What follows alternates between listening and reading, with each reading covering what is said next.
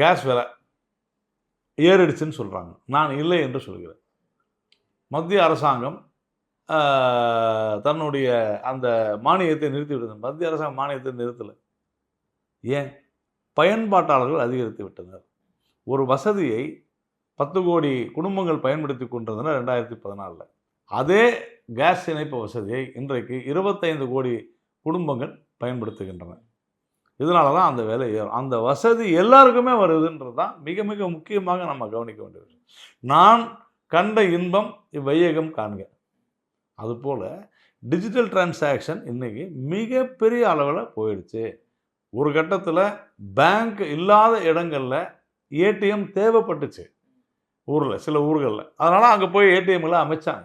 அப்போ ஏடிஎம்களில் க்யூ நின்றாங்க. இன்றைக்கி ஏடிஎம்களில் க்யூ நிற்கலைன்னா யாரும் அதை பயன்படுத்தலை தானே அர்த்தம்.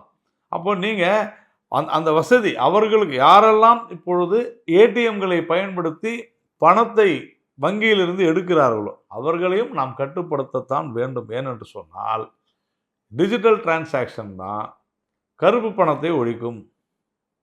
அதே மாதிரி எல்லாமே கணக்கில் வரும். இதுதான் சிஸ்டமே. டிஜிட்டைசேஷன் ஆஃப் மணியை கணக்கு ஒரு ஒரு ஒரு நாம் செய்யக்கூடியதுக்கு கணக்கு வேண்டும் என்பதற்காக தான். இப்பொழுது கிட்டத்தட்ட ஒரு 70 விழுக்காடு அதை நாம் அடைந்து விட்டோம். நீங்கள் 2016க்கு முன்னால் ஏடிஎம்களை பயன்படுத்தியுள்ள எண்ணிக்கை, 2016க்கு பின்னால் ஏடிஎம்களை பயன்படுத்தியுள்ள எண்ணிக்கை பார்த்தீங்கன்னா அதைத்தான் சொல்லுகிறது.